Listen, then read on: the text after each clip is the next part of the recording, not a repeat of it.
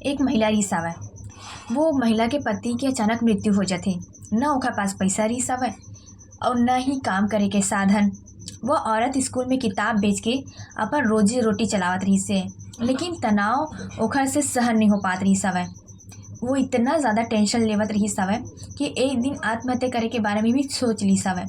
हमेशा ओला ये बात के फिक्र रहा है कि वह अपन कमरा के किराया कैसे दी, खाना कहाँ से लाही, अपन सेहत के कैसे इलाज कराही।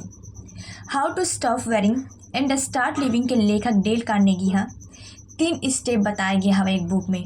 तो आवो वो 3 स्टेप का हरे जाने की कोशिश करतन।